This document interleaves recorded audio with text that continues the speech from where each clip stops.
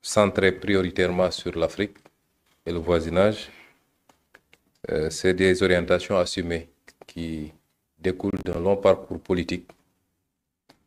Nous l'avons décliné depuis 10 ans, ou plus de 10 ans maintenant qu'on est en politique, à travers nos discours, à travers nos écrits, à travers nos programmes politiques, que la diplomatie commence par le voisinage immédiat. Toutes les formes de diplomatie. Et le Premier ministre l'a rappelé tout à l'heure, l'une des erreurs fondamentales de l'Afrique, c'est qu'on a le regard tourné. C'est peut-être une prolongation d'une forme d'aliénation issue de la colonisation qui fait que nous pensons extravertis. Nous considérons que pour être considéré qu'un acte diplomatique doit être orienté vers l'étranger, vers certaines puissances, certains pays.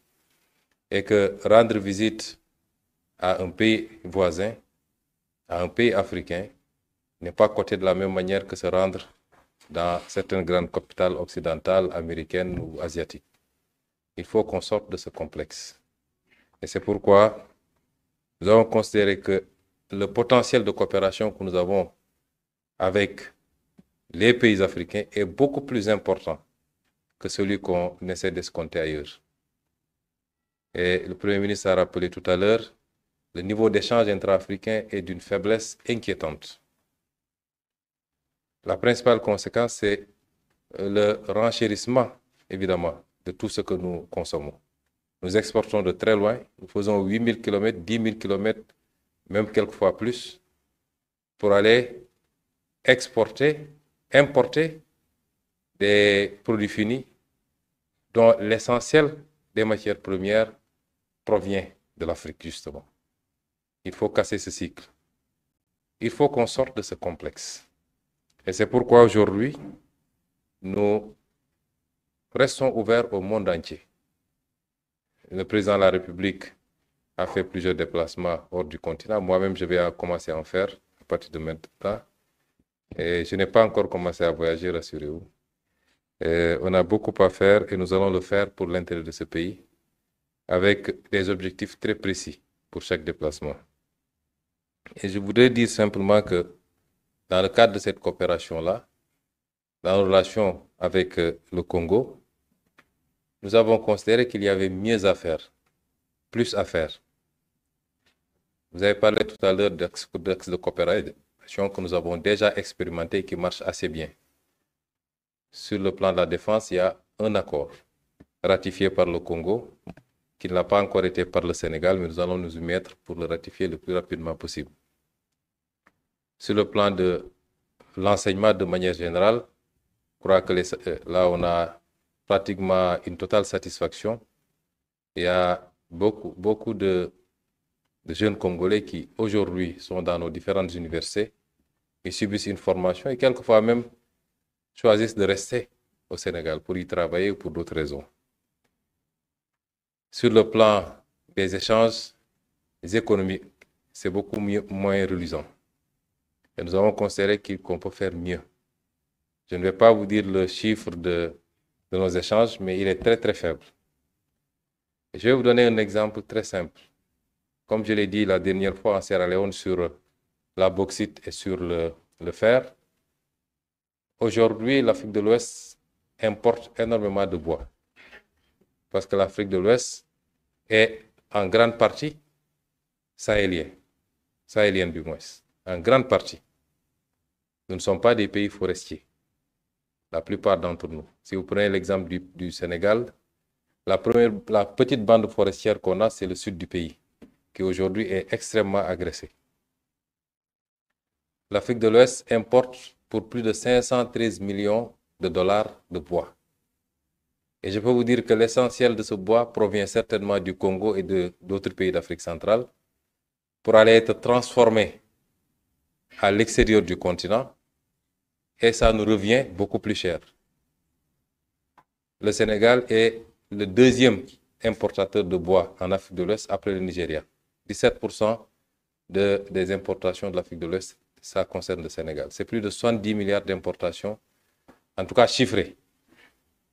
Voilà un axe de coopération qui peut être intéressant parce que le Congo est la deuxième réserve mondiale de bois après l'Amazonie. Les capacités sont extrêmement importantes. En travaillant avec le Congo, nous pouvons travailler à essayer de sauvegarder ce qui nous reste, le peu qui nous reste de forêt, sans pour autant entamer le potentiel du Congo. En travaillant avec le Congo, et nous saluons la nouvelle dynamique au Congo, parce que c'est ça qu'il faut faire en Afrique, que chaque pays africain s'organise pour que les matières premières issues de son sol soient transformées, en tout cas de manière primaire ou de manière définitive, soient transformées sur son sol. Le Congo a pris cette résolution d'interdire l'importation du bois brut. Et c'est une très bonne chose.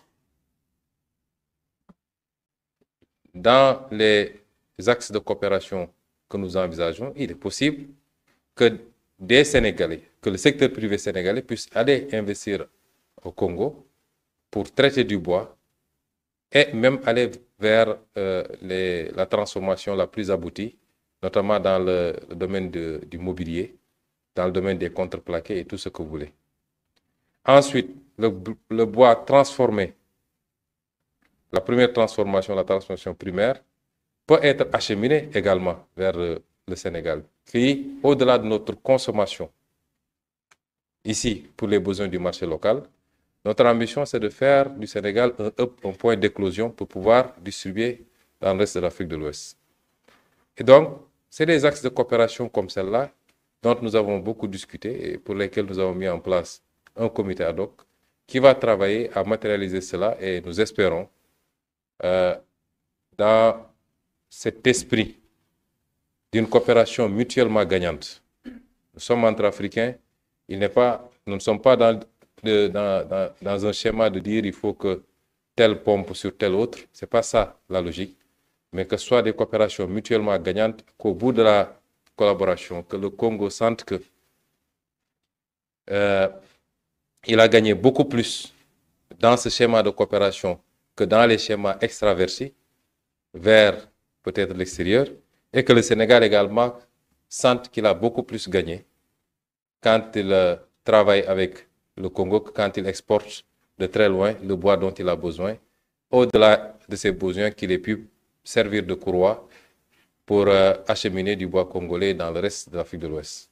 C'est autant de réflexions comme celle-là qui ont été initiées aujourd'hui et nous pensons être sur une voie qui nous permettra de hisser la coopération, mais surtout de rapprocher les peuples, parce que c'est ça aussi l'importance de cette discussion.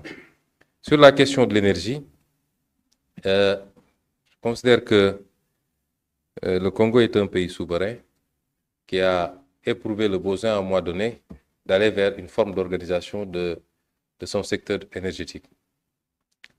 Un appel d'offres a été lancé.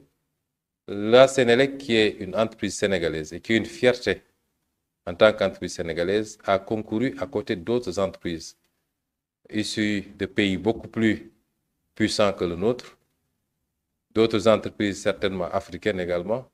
Et à l'issue du processus, elle a été choisie de manière transparente. Nous nous en félicitons et en félicitons également le gouvernement congolais. Le Premier ministre rappelait tantôt que le marché est très encadré parce que ce n'est pas seulement le Congo, mais des partenaires financiers du Congo qui concourent au financement de cette activité ont eu un regard sur ce qui s'est fait. En tant que Sénégalais, nous ne pouvons que nous féliciter que la Sénélec ait pu performer à ce niveau. Le Premier ministre a rappelé un certain nombre d'occurrences qui les ont amenés à suspendre. J'insiste sur le mot suspension. Il n'a pas été question ici d'annulation du marché. Il y a des préoccupations intérieures qui ont amené le gouvernement congolais à considérer qu'il fallait suspendre le temps de procéder à un certain nombre de réglages. Je demeure convaincu que ce contrat sera parfait, que ce contrat sera validé et que ce sera un bel exemple de ce que nous pouvons faire dans cette dynamique de coopération sud-sud de coopération entre pays africains, parce que souvent nous avons à rougir de faire venir des entreprises qui viennent de très très loin, ce qui n'est pas mauvais. Nous ne sommes pas hermétiques. Nous sommes très fiers quelquefois même de dire que cette entreprise est venue de tel pays européen, de tel pays américain. Il faut que cette fierté-là aussi, nous puissions l'éprouver. Le Sénégal est un pays ouvert. Il y a des entreprises de beaucoup d'autres nationalités africaines, comme je l'ai rappelé tantôt à M. le Premier ministre, qui officient au Sénégal, qui gagnent des marchés importants, qui y travaillent. Des entreprises sénégalaises qui sont aujourd'hui des fleurons. Je veux citer par exemple la Sonatel qui aujourd'hui est présente dans au moins, en plus du Sénégal, 3 autres pays africains. Des entreprises sénégalaises également ambitionnent d'aller à la conquête de marchés africains. Et c'est ça l'esprit de la ZECAf d'ailleurs, d'être compétitive parce qu'on ne leur donne pas de cadeaux et de pouvoir prester dans ces pays-là, apporter de la satisfaction pour ces pays, mais également pouvoir s'agrandir, se développer à partir des marchés qu'ils ont dans ces pays-là. Et je demeure convaincu, en écoutant M. le Premier ministre, parce qu'on en a discuté d'abord avant-hier lors du dîner, on en a discuté ce matin en tête-à-tête, on en a discuté tout à l'heure dans les travaux.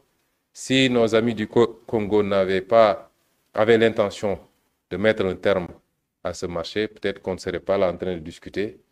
Peut-être que même cette visite ne se passerait pas comme elle se passe.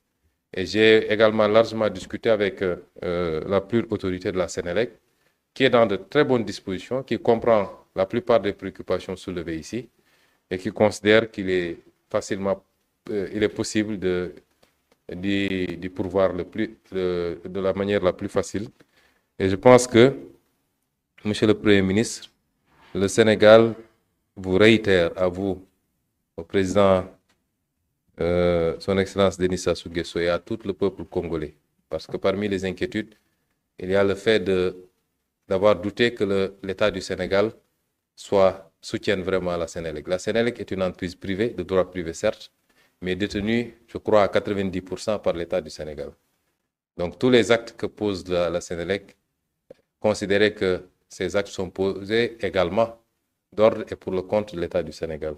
Et que l'État du Sénégal accompagnera cette entreprise intra-africaine pour qu'elle soit un succès éclatant et qu'on puisse démontrer à la face du monde que nous pouvons faire ce qui se fait partout ailleurs, ensemble, la main dans la main. Quant à la dernière question, si je n'en ai pas omis, je crois qu'on parle de fiscalité et l'impact des procédures, d'un certain nombre de procédures entamées sur les décisions d'investissement au Sénégal. C'est des questions, je ne dis pas qui ne se posent pas ailleurs, mais souvent qui se posent de manière curieuse quand il s'agit de l'Afrique.